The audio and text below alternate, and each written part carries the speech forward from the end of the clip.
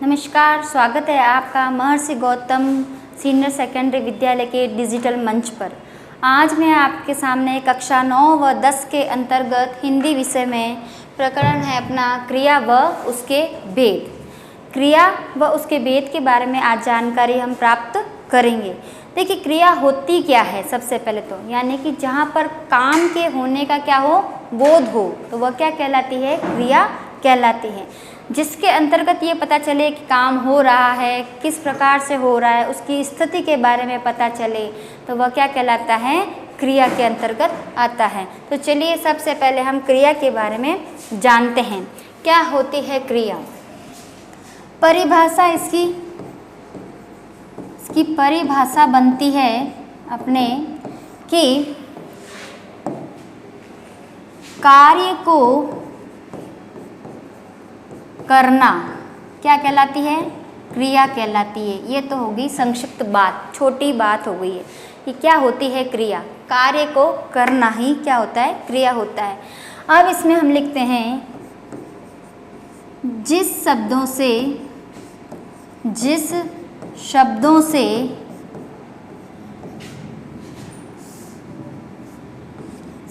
से कार्य के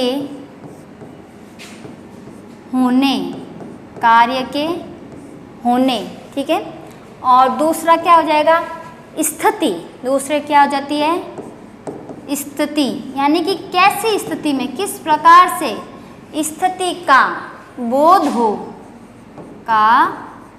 हो, उसे हम क्या कहते हैं, क्रिया कहते हैं। बोध हो उसे क्या कहेंगे, क्रिया कहेंगे। ये तो इसकी हो जाती है परिभाषा, जिसके द्वारा हमें पता चलता है कि क्रिया किसे कहते हैं। ठीक है, एक बार वापस देख लेते हैं ढंग से कि क्या कहती है क्रिया। क्रिया कहती है कि जहाँ पर क्या हो, कार्य के होने के बारे में पता चले। और स्थिति का मतलब है यहाँ पे कि कार्य कैसी, भूतकाल में हो रहा है, वर्तमान काल में हो रहा है, किस स्थिति में हो रहा है, तो उसके बारे में हमें ज्ञात कराए। सुबह हो रहा है, शाम को हो रहा है, तो होना इसके बारे में ज्ञात जो करा दे, वही क्या कहलाती है, अपनी क्रिया कहलाती है। अब बात आती है कि क्रिया बनती कैसे हैं, क्रिया बनती कैसे हैं।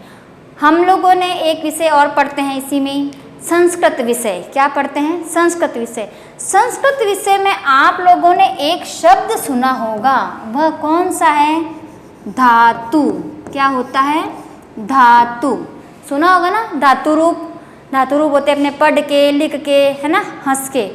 तो यही जो संस्कृत में धातु रूप है, वह हमारी हिंदी के अंतर्गत ना शब्द लग करके क्या बन जाती है, क्रिया बन जाती है। क्या बन जाती है, क्रिया बन जाती है। तो संस्कृत में हमारी क्या होती है, यह संस्कृत के शब्द होते हैं। ये क्या धातु क्या होती है, संस्कृत के मूल शब्द जो होते हैं वह क्या होते हैं, धातु रूप होते हैं। अब ये धातु रूप अपने हिंदी में कैसे बन जाते हैं, क्रिया। अब क्रिया कैसे बनेगी इसके अंतर्गत, जैसे मूल धातु रूप हम लेते हैं, जैसे मान लीजिए क्या लिख लिया, हंस। क्या लिख दिया, हंस, पढ़, लिख। ये अपन ने 3 शब्द लिख लिए।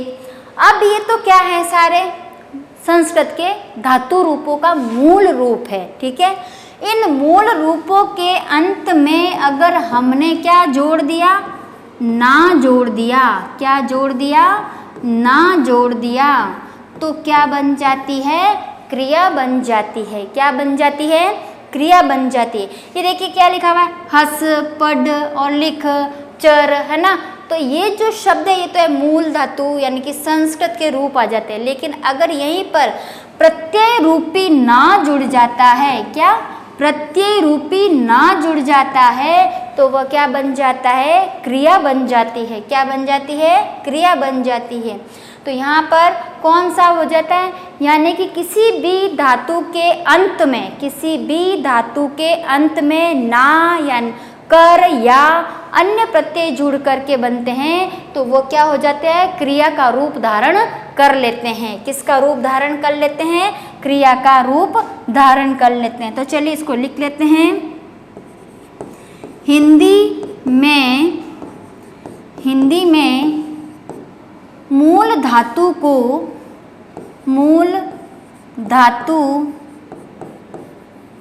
धातु में ना या नाया शब्द जुड़कर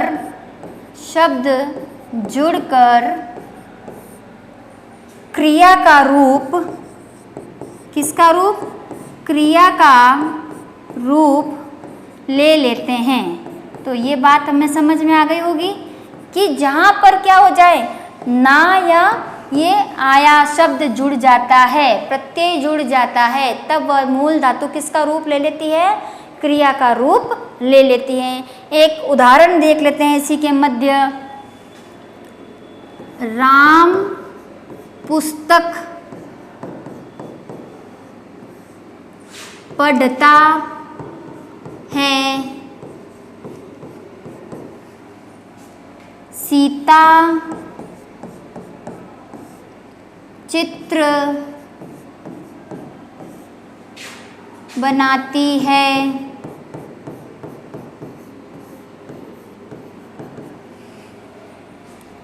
मोहन विद्यालय गया। ये कुछ उदाहरण हैं। इसके द्वारा हमें पता चलता है कि क्या बन रही है, ये क्रिया बन रही है। अब क्रिया में भी देखिए, जैसा कि हमारी परिभाषा बताती है, क्या बताती है, स्थिति का भी क्या कराती है, यह बोध कराती है। क्या कराती है, स्थिति का भी बोध कराती है। तो राम पुस्तक पढ़ता है, अभी जो ता है, ती है और या, ये जो पीछे जो इसमें शब्द हैं वे हमें क्या करा रही है, स्थिति का ज्ञान करवा रही है कि पढ़ता है। आपको पता है ये पढ़ता है, ता है, ती है, किसके अंतर्गत आते हैं, वर्तमान काल में आते हैं। किस में आते हैं, वर्तमान काल में आते हैं। तो ये बात हमें पता चल रही है कि कौन सी स्थिति में आ रही है, वर्तमान, यानी कि अभी चल रही है। बनाती है, यह भी वर्तमान काल में आती है। गया यानी कि भूतकाल, किस में आ जाएगा, भूतकाल की स्थिति के अंतर्गत आ जाती है। अर्थात यहाँ पे ये स्पष्ट होता है कि यहाँ पर जब हमने इन प्रत्ययों का उपयोग किया तो ये किसमें, उनकी स्थिति के बारे में हमें अवगत कराते हैं। ये एक उदाहरण हम आपके समक्ष रखे हैं जिसके माध्यम से हमें किसका बोध होता है, स्थिति का बोध होता है। किसका बोध होता है, स्थिति का बोध होता है। और इसमें क्या जुड़ा है, साथ में इसमें जुड़े हैं प्रत्यय। क्या जुड़े हैं, प्रत्यय जुड़े हैं, यानी कि इन दोनों के जुड़ने से, इनके द्वारा होने से हमें क्या होता है, क्रिया के बारे में जानकारी मिलती है। अब हम एक छोटा सा चार्ट बनाते हैं। सबसे पहले क्या बनाते हैं, चार्ट बनाते हैं जिसके माध्यम से आपको क्रिया और अच्छे से समझ में आएगी। देखिए सबसे पहले क्या आता है, क्रिया। क्या आएगा, क्रिया, क्योंकि हम इसी के बारे में जानकारी ले रहे हैं। तो अब क्रिया जो है कितने भागों में बटी, क्रिया कितने भागों में बट रही है, यहाँ पे देखिए। सबसे पहले क्या आएगा, इसमें हम देखेंगे कर्म के आधार पर क्रिया को कितने, 3 भागों में बांटा। तो सबसे पहले कौन सा आ गया, कर्म के आधार पर। कितना हो गया, कर्म के आधार पर। नंबर 1 पे तो ये आ गया, ठीक है। अब नंबर 2 पे अपने क्या आएगा, संरचना के आधार पर। किसके आधार पर, संरचना के आधार पर, यानी कि उसको किस रूप में बनाया जा सकता है, संरचना के आधार पर। ये क्रिया का कौन सा भाग है, दूसरा भाग है, जिसके द्वारा हम क्या करते हैं, क्रिया का रूप पहचानते हैं। नंबर 3 पे कौन सा आएगा, काल के आधार पर। जैसा कि हमने किया अभी कि कौन सी स्थिति का अवगत कराया कि काल के आधार पर ज्ञात हुआ। ये इसके कितने पार्ट हो गए, 3 पार्ट हो गए। क्रिया के कितने भाग, 3 भाग। कौन कौन से, कर्म के आधार पर, संरचना के आधार पर और काल के आधार पर। देखिए कर्म के आधार पर यानी कि जहाँ पर क्रिया का हो कर्म के ऊपर निर्भर करती है। किसके ऊपर निर्भर करती है? कर्म के ऊपर निर्भर करती है। और काल, देखिए काल का मतलब क्या होता है, आप सभी को पता है, समय। क्या होता है? समय। ठीक है, तो ये होता है यानी कि समय के आधार पर। फिर बारे में आती है इसके संरचना के आधार पर, यानी कि संज्ञा, सर्वनाम और विशेषण। ये तीन हमने व्याकरण के अंतर्गत पढ़ रखे हैं कि संज्ञा क्या होती है, सर्वनाम क्या होता है और विशेषण क्या होता है। इनको आधार पर रखते हुए जब क्रिया रूप धारण करती है तो उनके अलग अलग यहाँ पे नाम होते हैं। चलिए देखते हैं कौन कौन से नाम होते हैं। अब कर्म के आधार पर आप लोगों ने ये देखा होगा, इसको भी दो भागों में बांटा जाता है। कितने भागों में बांटा जाता है? दो भागों में बांटा जाता है। और वे कौन कौन से हैं दो भाग? ये पहला भाग देखिए, सकर्मक। क्या नाम है? सकर्मक। दूसरा कौन सा है? अकर्मक। कौन सा है? अकर्मक। आप लोगों ने पहले ही नाम सुन रखा है क्योंकि हमने पिछली कक्षाओं में इसका अध्ययन कर रखा है। दो प्रकार के आधार होते हैं इसमें, कौन कौन से? सकर्मक और अकर्मक। हम जानते हैं कि सकर्मक में भी क्या है, सकर्मक में दो भाग होते हैं। सकर्मक में दो भाग होते हैं, नहीं सॉरी, एक अकर्मक में दो भाग होते हैं। कौन सा? एक कर्मक और द्विकर्मक। कौन सा होता है? एक कर्मक और द्विकर्मक। देखिए सकर्मक, स का मतलब क्या होता है? सबसे पहले देखिए स का मतलब क्या होता है? स यानी कि साथ में। स का अर्थ क्या होता है? साथ में। तो यानी कि यहाँ पे क्या बात आती है हमारे सामने? सामने आती है कि जिसके साथ में क्या हो? कर्म के साथ, कर्म के साथ में। और अकर्मक का अर्थ क्या होता है? बिना कर्म के। क्या होता है? बिना कर्म के, ये अर्थ होता है ना। तो सकर्मक का मतलब जहाँ पर क्या हो? कर्म उपस्थित हो, यानी कि इसमें कर्ता जो है वो किसके ऊपर निर्भर करेगा? कर्म के साथ में होगा, तभी वह क्रिया क्या कराएगी? सकर्मक। जब क्रिया कर्ता पर ना होकर के क्या होती है? कर्म पर आधारित हो, वह कर्म कहलाती है, सकर्मक कहलाती है। और जब क्रिया कर्म पर ना होकर कर्ता पर आधारित होती है तब क्या कहलाएगी? अकर्मक क्रिया कहलाती है। तो इसी के अंतर्गत अब फिर इसके बाद में हम देखते हैं रचना के, संरचना के आधार पर। किसके आधार पर? रचना, संरचना के आधार पर। अब संरचना के आधार पर देखिए सबसे पहले कौन सी आएगी? अपनी संयुक्त क्रिया। कौन सी आएगी? संयुक्त क्रिया। उसके पश्चात आएगी नाम धातु क्रिया। कौन सी आएगी? नाम धातु क्रिया। तीसरे नंबर पे इसमें आएगी प्रेरणार्थक क्रिया। कौन सी आ जाएगी? प्रेरणार्थक क्रिया, जिससे प्रेरणा प्राप्त हो किसी भी कार्य को करने के लिए। इसके पश्चात आपके कौन सी आ जाएगी? कृदंत आ जाएगी। कौन सी आ जाएगी? कृदंत क्रिया। और फिर कौन सी आ जाएगी? इसमें पूर्वकालिक। कौन सी आ जाएगी? पूर्वकालिक क्रिया। ये इसके रूप हैं, इसके उपभेद हैं।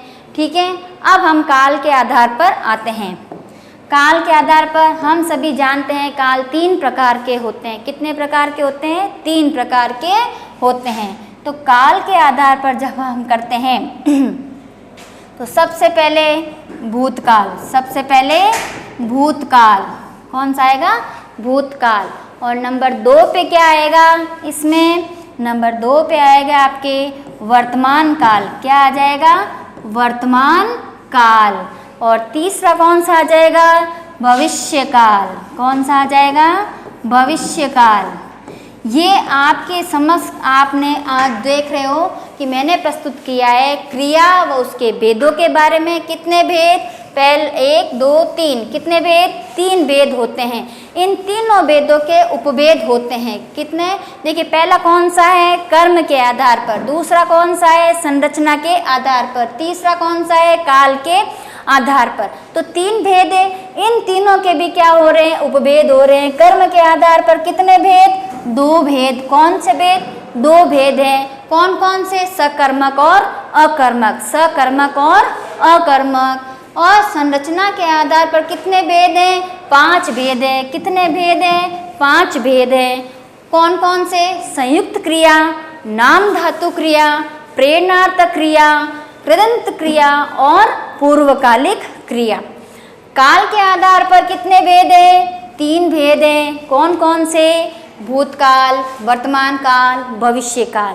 तो ये आपने देखा कि क्रिया के इतने रूप में भाग में इसको पढ़ा जाता है, जिसमें इन सभी का क्या बताया जाता है, स्थिति के बारे में अवगत कराया जाता है कि क्रिया किस स्थिति में हो रही है, किस प्रकार हो रही है और किस प्रकार से आगे होगी, इसका हमें ज्ञान होता है।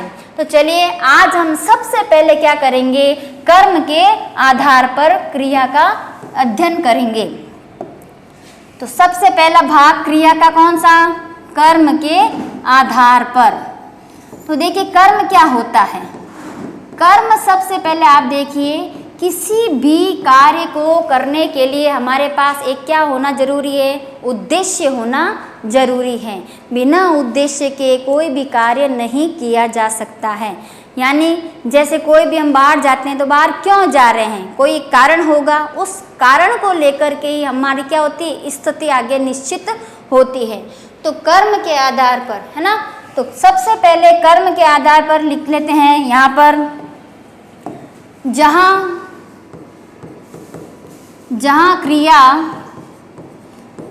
क्रिया कर्ता पर निर्भर न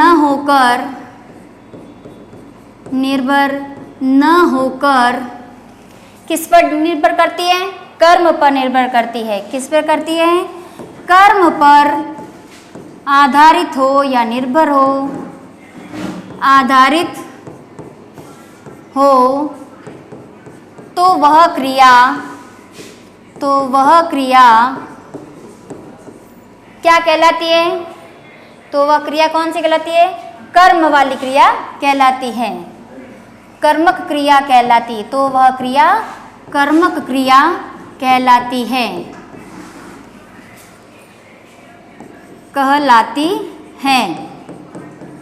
ये तो हो गई इसकी पहचान। क्या हो गई।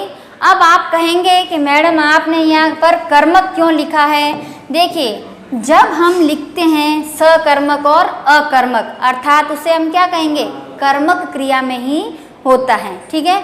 अब कर्म के आधार पर इसके कितने भाग किए गए हैं, 2 भाग किए गए हैं। कितने भाग किए गए हैं, 2 भाग किए गए हैं। सबसे पहला भाग लेते हैं अपन सकर्मक क्रिया। क्या होती है सकर्मक क्रिया, सबसे पहले हम ये जानेंगे। देखिए मैंने आपको बताया स का अर्थ क्या होता है, साथ में। क्या होता है, साथ में। तो सबसे पहले इसका अर्थ लिख लीजिए ताकि हम भूलें ना। स प्लस कर्मक, स प्लस कर्म लिख लेते हैं।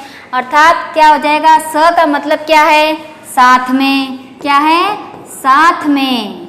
तो इस साथ में, और कर्म क्या है, कार्य को करना, कार्य। ठीक है, जिसमें क्या हो, कार्य है, साथ में बताया गया हो। अब इसकी परिभाषा देखिए, आपको बहुत अच्छे से आ गई हो। हम क्या पढ़ रहे हैं, क्रिया पढ़ रहे हैं। क्या पढ़ रहे हैं, क्रिया पढ़ रहे हैं। यानी कि हम यहाँ क्या लिखेंगे, जहाँ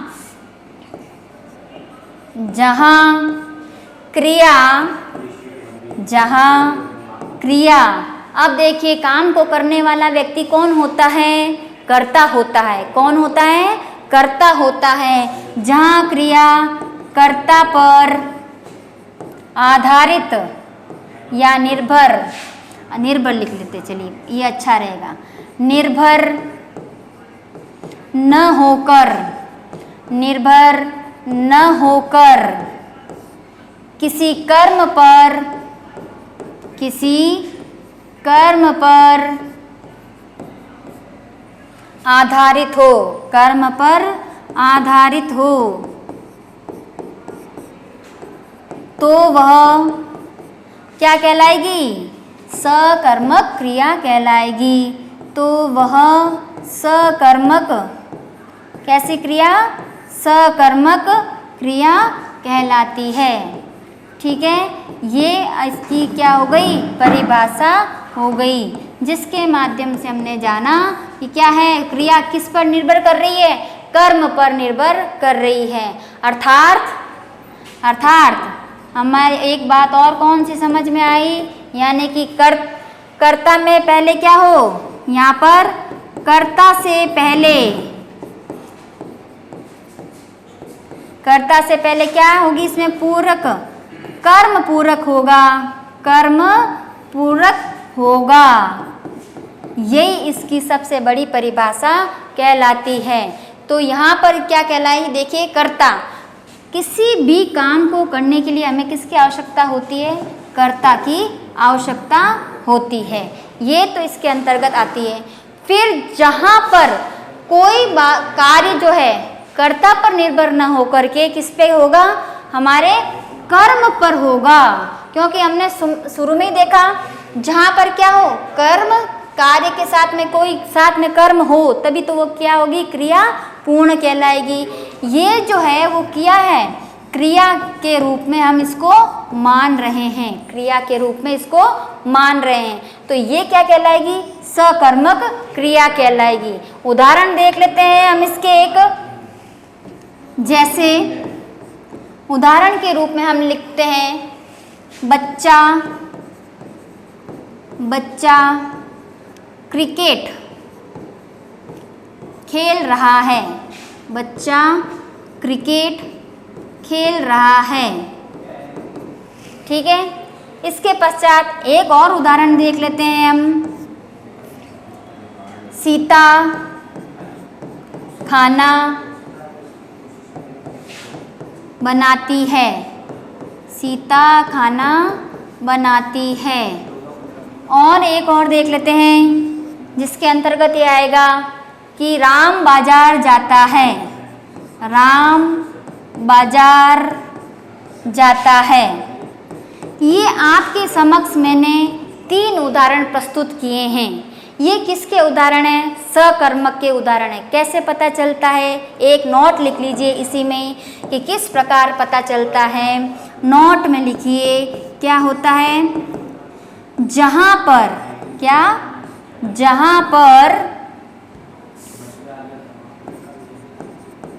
जहाँ पर हमें क्यों व क्या का उत्तर मिले, क्या का उत्तर मिले, तो वहाँ पर क्या होगी? मिले, तो वहाँ कैसी क्रिया होगी? तो वहाँ सकर्मक क्रिया होगी। कैसी क्रिया होगी? सकर्मक क्रिया होगी। ये इसकी सबसे बड़ी बात है कि कैसे पता करें कि इसमें पता चल जाए कि सकर्मक है या अकर्मक। अब हम इसमें देखते हैं कि 3 उदाहरण हैं। बच्चा क्या कर रहा है? क्रिकेट खेल रहा है। बच्चा क्या खेल रहा है? क्रिकेट खेल रहा है। सीता क्या बनाती है? खाना बनाती है। और बाजार कौन क्यों जाता है? बाजार कौन? राम कहाँ जाता है? बाजार जाता है। यानी कि हमें अपने प्रश्न का उत्तर जब मिल जाए, यानी कि जहाँ पर हमें प्रश्न का उत्तर मिल जाए, तो वह किसका उदाहरण है? सकर्मक क्रिया का। किसका है? सकर्मक क्रिया का उदाहरण है। एक बार फिर से अपन देख लेते हैं कि क्या होती है सकर्मक और क्रिया कैसी होती है। इसमें हम देखते हैं कि क्रिया कौन सी होती है? कार्य को करना ही क्रिया कहलाता है। जहाँ पर हमें किसी स्थिति का बोध हो, उसका भी ज्ञान कराना क्या कहलाता है? क्रिया कहलाता है। क्रिया में ना या अन्य कोई प्रत्यय जुड़ करके वो क्या करता है? क्रिया के बारे में हमें अवगत कराता है। फिर हमने देखा जैसे कि पुस्तक पढ़ता है, खाना बनाती है या चित्र बनाती है, तो यहाँ पे ता, ती, या ये सब किसकी स्थिति का बोध कराते हैं? समय का बोध कराते हैं, जिससे हमें पता चलता है कि कार्य कैसे वर्तमान में हो रहा है, भूतकाल में हो रहा है। क्रिया के भेद जाने कितने प्रकार के होते हैं? 3 प्रकार के होते हैं, कर्म के आधार पर, संरचना के आधार पर और काल के आधार पर। कर्म के आधार पर 2 भाग, सकर्मक और अकर्मक। रचना के 5 भाग, संयुक्त नाम धातु, प्रेरणा, कृदंत और पूर्वकालिक। काल के आधार पर भूतकाल, वर्तमान काल और भविष्य काल। इसके अंतर्गत हमने पढ़ा आज कर्म के आधार पर में कि कर्ता पर कौन क्या हो, कर्म ज़्यादा प्रभावित हो तभी होगा, और उसके अंतर्गत हमने पढ़ा सकर्मक क्रिया। अगला भाग हम कल करेंगे, जिसके अंतर्गत हम सकर्मक के साथ में अकर्मक के बारे में और अन्य भागों को पढ़ेंगे। धन्यवाद।